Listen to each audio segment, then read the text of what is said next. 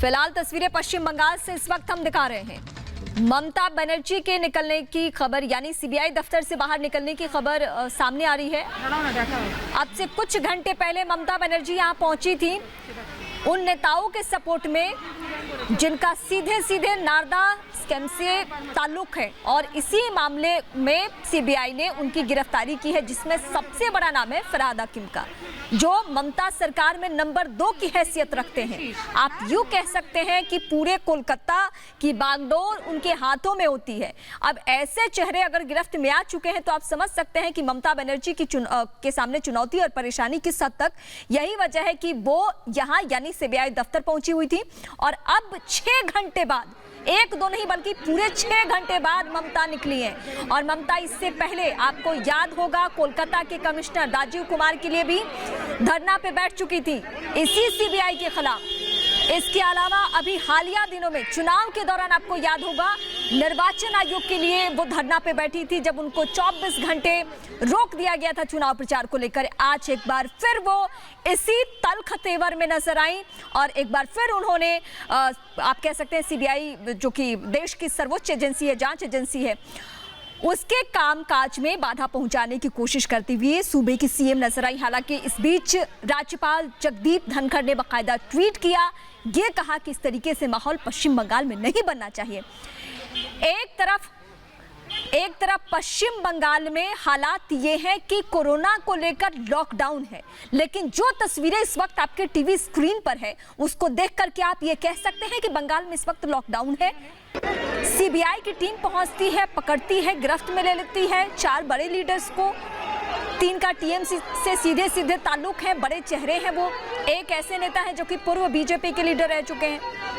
अब इसके बाद जो हालात बनते हैं, टीएमसी के सभी कार्यकर्ता पहुंच जाते हैं सड़कों पर। सूबे की जो सीएम है, जिनके कंधे पर जिम्मेदारी है इस वक्त कि वो कोरोना से हर हाल में राज्य को बचाएं, हर हाल में राज्य के नागरिकों को बचाएं, वो पिछले 6 घंटे से सीबीआई के दफ्तर में थी। अब वो निकल रही हैं, वो यहाँ से सीधे भवानीपुर जाएंगी। भवानीपुर जहाँ की वो रहती हैं, उनका घर है, वहीं से सीएम हाउस भी चलता है, वहीं से वो सीएम का सारा कामकाज देखती हैं। सीधे वो वहां का रुख करेंगी। लेकिन फिलहाल सीबीआई दफ्तर से ममता बनर्जी निकल चुकी है।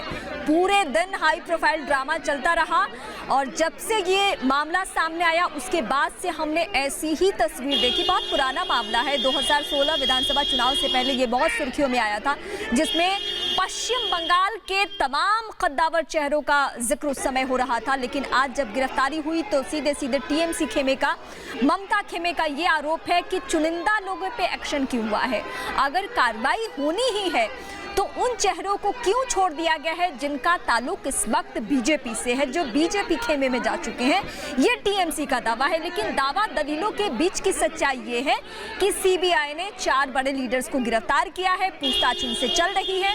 उसके बाद जैसे ही ममता बनर्जी को पता चला कि उनके बड़े लीडर्स गिरफ्त में आ चुके हैं सीबीआई के, वो सीधे सीधे पहुंच गई सीबीआई दफ्तर, और दफ्तर में ही 6 घंटे तक थी। फिलहाल वो निकल रही हैं, उनके निकलने की तस्वीरें हम आपको दिखा रहे हैं।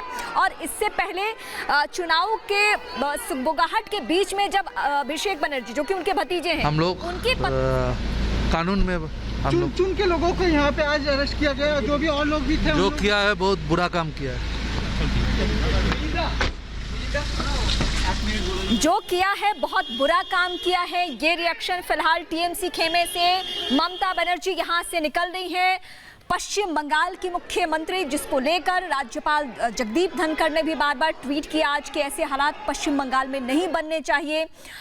लेकिन जिस वाक्य का मैं जिक्र कर रही थी कि ममता बनर्जी की ये टकराव की स्थिति जो रहती है बार बार केंद्रीय एजेंसियों के साथ, वो पहली दफा नहीं है, वो इसी तरीके का उनका इतिहास रहा है। वो अपने इसी रुख और इसी रवैया और इसी तेवर के जरिए जवाब देने का मन बनाती है। आज भी उनकी कोशिश यही थी, लेकिन सीबीआई के पास दलीलें हैं कि हम हाईकोर्ट, कलकत्ता हाईकोर्ट के आदेश के आधार पर काम कर रहे हैं। फिर एक बीच ये भी अपडेट आया कि राज्यपाल जगदीप धनखड़ हैं, उन्होंने जांच की इजाज़त दी है। उसके बाद ममता बनर्जी बार बार दोहरा रही हैं कि गलत तरीका है, गैर कानूनी तरीका है, जो गिरफ्तारी हुई है वो सही तरीके से नहीं हुई है। ये ममता खेमे का आरोप है और उसी आरोप को आधार बनाकर वो पहुंची हुई थी सीबीआई के दफ्तर, जहां पे पूछताछ चल रही है। गिरफ्तार जो लोग हैं, जिनमें जो बड़े नाम है उसके बारे में मैं जिक्र कर रही हूँ आपके सामने कि अभी जो फरहाद हाकिम है वो ममता के सिपहसालार लोगों में से है। जब से शुभेंदु अधिकारी ने पाला बदला तो पूरा दारोमदार जो है वो फरहाद हाकिम के कंधे पर है। अब ऐसे हालात में अगर उनका सिपहसालार, उनका कोई बड़ा चेहरा, उनका कद्दावर चेहरा सीबीआई की गिरफ्त में हो तो परेशानी स्वाभाविक है। वो भी ऐसे हालात में जब नई सरकार का गठन हुआ है, तीसरे दफे वो चुनाव जीतकर सरकार में आई है, उसके बाद उनके सामने कोरोना की चुनौती है, सरकार चलाना है, लोगों को बचाना है। लेकिन फिलहाल जो ये पश्चिम बंगाल में हो रहा है उसको देखकर आप कह सकते हैं कि कोरोना नियमों की धज्जियां तो उड़ ही रही है। कई ऐसे लोग हैं जिनके चेहरे पर मास्क तक नजर नहीं आ रहा, ये भी आप देख रहे हैं, एक सच्चाई ये भी है। लेकिन फिलहाल मैं फिर एक बार फोकस करूंगी उस मामले पर जिस मामले में गिरफ्तारी हुई है। 2014 से ये मामला चल रहा है, एक स्टिंग ऑपरेशन हुआ था, उसके बाद से कई चेहरे बेनकाब हुए थे, कई चेहरों को घूस लेते हुए देखा गया था उस वीडियो में। उसके बाद 2016 विधानसभा चुनाव में ये मामला खूब उछला। फिर अभी हालिया चुनाव से पहले भी इसकी चर्चा होती रही, लेकिन इस तरीके से कोई एक्शन नहीं हुआ था।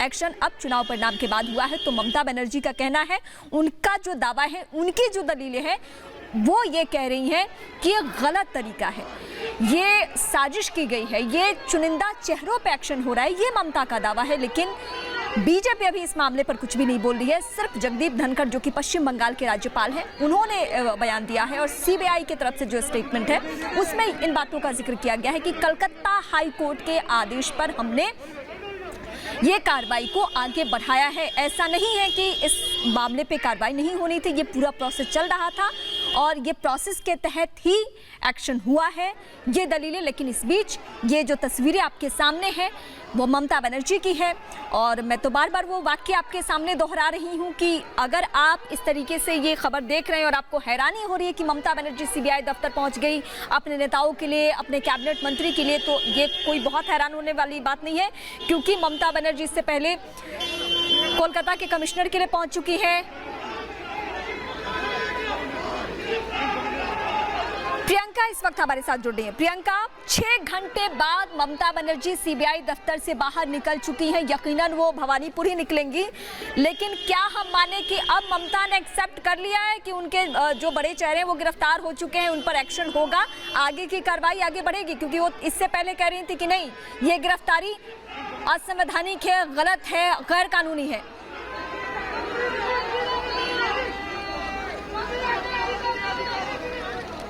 फिर से जुड़ने की कोशिश रहेगी, लेकिन तस्वीरें लगातार आपके सामने हैं। सवाल सबसे अहम यही है कि क्या अगर ममता यहां से मूव कर रही है, ममता बनर्जी अगर यहां से निकल रही हैं, तो क्या सीबीआई अब इत्मीनान से पूछताछ कर सकती है? इन 4 चेहरों के अलावा भी कुछ और चेहरों को अपने गिरफ्त में ले सकती है? राहुल सिन्हा बीजेपी लीडर इस वक्त हमारे साथ फोन लाइन पर जुड़ा है। राहुल जी, ये तस्वीरें देखकर आप क्या कह रहे हैं? ममता बनर्जी 4 लोगों की गिरफ्तारी के बाद सीधे सीबीआई के दफ्तर में 6 घंटे तक मौजूद रही थी।